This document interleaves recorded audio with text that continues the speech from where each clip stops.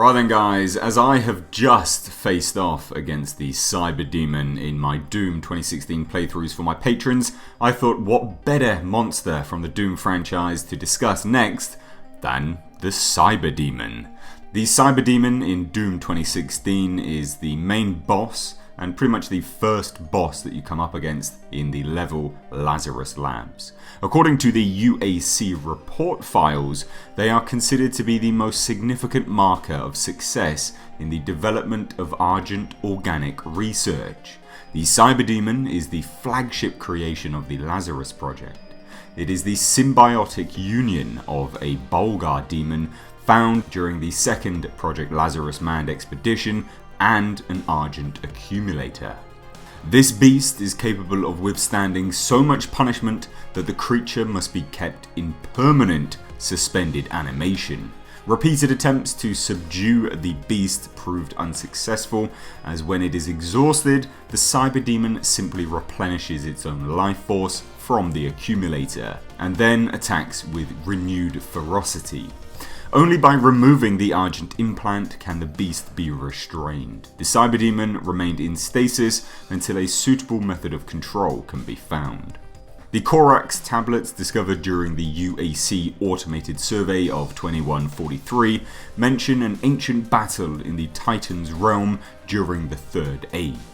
An expedition to the plains recovered several relics, including the petrified remains of a massive Shadow Lord believed to be an ancient Bulgar demon. Researchers in the Lazarus labs began work on piecing the creature back together. At first, the project mandate was to construct an educational and inspirational exhibit. However, the focus quickly shifted when an attempt to meld the petrified tissue uncovered that exposure to small doses of plasmatic Argent energy would reanimate the relic. The potential of creating living, growing tissue from the relic and the lure of an ultimate battle demon was too enticing to pass up. The project team quickly shifted direction and began work melding the ancient remains with high-tech weaponry.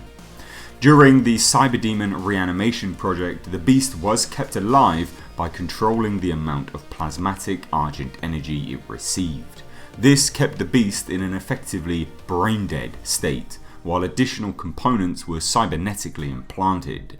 A neural pathway was created between the creature's brain and the Argent accumulator, allowing the creature to administer Argent power to any part of its body as needed. In hindsight, this neural pathway was a mistake, as once the pathway was activated, the dormant beast immediately administered an Argent surge to the medulla oblongata, which allowed it to restore motor function. Once active, the circulatory system quickly restored and the beast achieved full motor function within a few minutes. It is only through bravery of follower Jacobson that the beast was contained. Follower Jacobson willingly gave his own life as bait when he lured the giant Cyberdemon into holding pen 6, where it could be contained.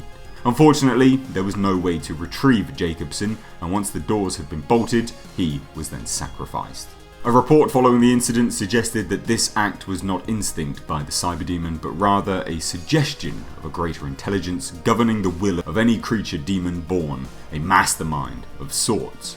Research on this theory continues. In appearance, the Cyberdemon actually looks a lot like the Baron of Hell. It is absolutely massive, at the very least, double the size of a Baron of Hell. It has pale, pinkish skin that is covered in a natural armor, almost an exoskeleton. This covers the majority of its body, and as such, it has an incredibly high durability level. Pair that with the Argent accumulator and the ability that the Cyberdemon has to replenish its life force, this is one badass demon. It has 4 small beady eyes and a large gaping mouth, similar in appearance to a mancubus or a prowler.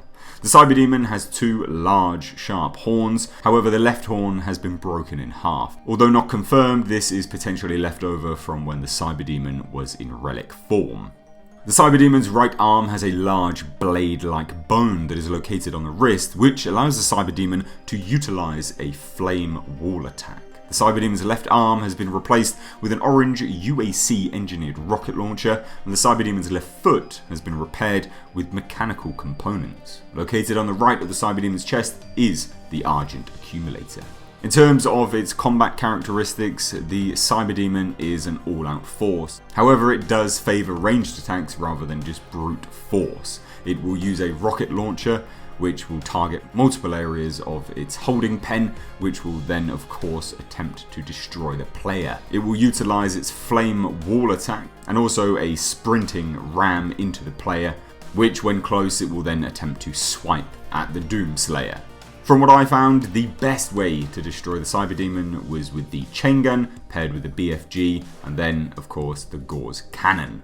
It's incredibly tough, and you can probably see on the screen now, this is my footage of me trying to destroy the Cyberdemon. I really like going up against this boss. It's one of the massive kind of perks of 2016, Doom 2016. I find it to be really good and quite difficult. It's fun when you go up against a boss which is genuinely quite tough. But guys, that is just a quick rundown of the Cyberdemon. I hope you enjoyed this. If you did, give it a big thumbs up, subscribe to the channel if you're new, and if you don't already, give me a follow over on Twitter and Instagram at Mr. H Reviews. As always, I'm Mr. H, and I will catch you in the next video.